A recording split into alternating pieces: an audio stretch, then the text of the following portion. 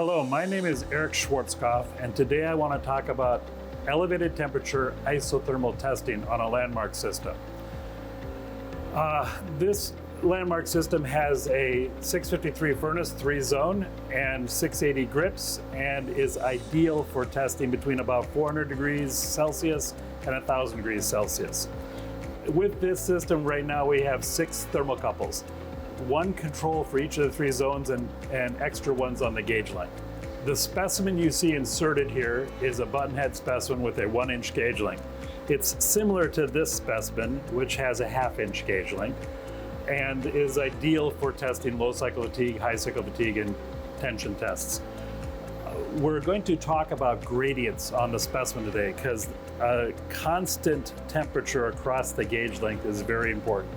And so we have extra thermocouples on the gauge length to identify where the hot spots might be on this 3-zone furnace. Most labs do some kind of temperature profiling or temperature gradient testing before they start any testing series. And they might have multiple thermocouples on the gauge length.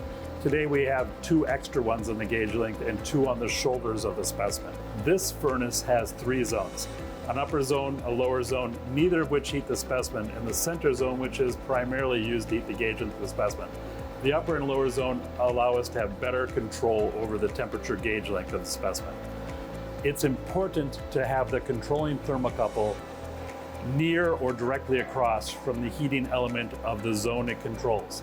So this thermocouple right here is directly across from that heating element. This one is directly across from that heating element. This one here, rather than being centered, is a little bit above the heating element. As we heat this up, we will see how these other thermocouples react to the power being input into the furnace. You'll notice that the upper thermocouple and the lower thermocouple are simply tied to the pull rod, and the bead of the thermocouple is across from the heating element. This center controlling thermocouple is spot welded to the shoulder of the specimen. And that allows us to get a good connection that will give us the temperature of the specimen, not the temperature of the bead. These 2 thermocouples on the gauge length are also tied to the specimen, and those beads heat up faster than the gauge length probably does. In order to identify exactly how hot the specimen gauge length is, we should spot weld thermocouples to the gauge length, but that ruins the specimen and makes it impossible to use the specimen for a future test. After we close up the furnace, insulate the different openings, we will heat this specimen up to 538 degrees centigrade, which is about 1,000 degrees Fahrenheit. And we'll take a look at how the different thermocouples stabilize and how close they are to the same temperature. It's been 38 minutes since we turned on the temperature. And as you can see, the different thermocouples heated at different rates.